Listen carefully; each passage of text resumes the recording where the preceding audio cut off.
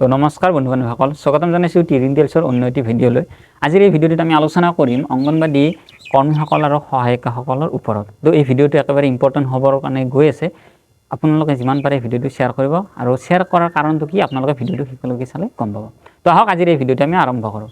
তো আজিৰ এই ভিডিঅ'টোত আমি ডিছকাছ কৰিম অংগনবাড়ী কৰ্মীসকলৰ ওপৰত। চাওক, আমি সকলোৱে জানো আমি আগৰ যিটো প্ৰজন্ম, বিশেষকৈ আগতেতো তেনেকুৱা প্ৰাইভেট স্কুল নাছিল। তো ল'ৰা ছোৱালীবিলাকে বেছিভাগ অংগনবাড়ী স্কুলত যিটো প্ৰাথমিক শিক্ষা আছে তাৰে যিটো তলৰ শিক্ষা সেইটো কৰিছিল অংগনবাড়ীত। ময়ো পঢ়িছিলোঁ, অংগনবাড়ীত পঢ়া হয় মই। তো অংগনবাড়ীত পঢ়ি থকা সময়ত কি কৰে, যেতিয়া মধ্যাহ্ন ভোজন বুলি কোৱা হয়, অৰ্থাৎ মানে 10ৰ পিছৰ পৰা 12টা বজাত বা 11টা বজাৰ সময়ত কি কৰা হয়, খাদ্য দিয়া হয়। তো সেই যি মধ্যাহ্ন যিটো ভোজন বুলি কোৱা, সেই যি ৰন্ধা যিখিনি সহায়িকা আছে, যিয়ে ৰান্ধে, তো তেওঁলোকৰ মজুৰিটো একেবাৰে ন্যূনতম।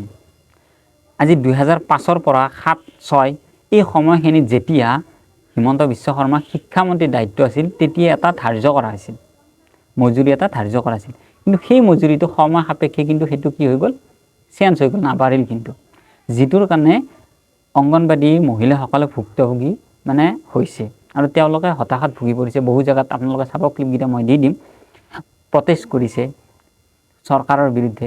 চাওক, চৰকাৰে স্কিল ইণ্ডিয়া আনিছে, তাৰপিছত মেক ইন ইণ্ডিয়া আনিছে, আৰু এটা আনিছে বেটি বচাও বেটি পঢ়াও। তো এই যিবিলাক তেওঁলোকে আঁচনি আনিছে, বিভিন্ন ধৰণৰ কিছুমান ডেভেলপৰ কাৰণে তেওঁলোকে বিজেপি চৰকাৰখনে কিছুমান আঁচনি হাতত লৈছে, কিন্তু এইবিলাক ফলপ্ৰসূ হোৱা নাই। আৰু সেইকাৰণে আজিৰ এই ভিডিঅ'টো আমি কৰিব লগা হ'ল। কিহৰ কাৰণে ফলপ্ৰসূ হোৱা নাই আপোনালোকে কওক। যে আজি যিটো ব্যৱস্থা প্ৰণালী হৈছে একেবাৰে তলৰ খাপৰ হৈ গৈছে। আজি অংগনবাড়ী যিখিনি কৰ্মী আছে, আজি প্ৰটেষ্ট কৰিব লগা কিহৰ কাৰণে হৈছে? এইকাৰণে হৈছে কাৰণ তেওঁলোকে পাব লগা যিখিনি মজুৰি আছে তেওঁলোকে পোৱা নাই।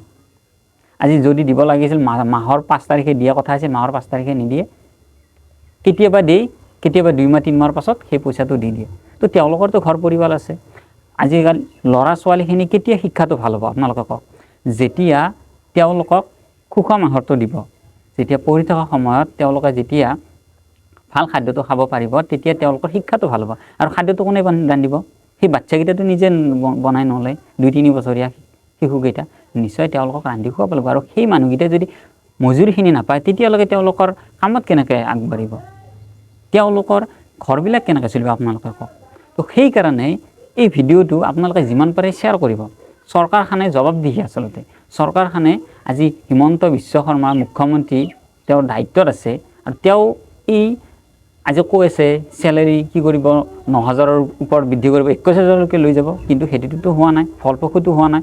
আৰু সেইকাৰণে মই কৈছোঁ, অসম চৰকাৰৰ শিক্ষামন্ত্ৰী, লগতে আমাৰ বিত্তমন্ত্ৰী, লগতে এই যিটো পৰিয়াল কল্যাণ হওক বা মুখ্যমন্ত্ৰীয়ে, তেওঁলোকে এইটো গভীৰভাৱে লোৱাটো উচিত।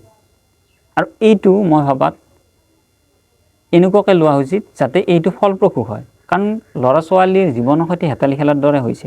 আজি তেওঁলোকে ক'ব গ'লে ভাল খাদ্যটো পোৱা নাই। সেইকাৰণে মই ভাবোঁ আপোনালোকে চাই ল'ব, প্ৰটেষ্ট কৰা, কান্দি কান্দি ভাগৰি পৰিছে।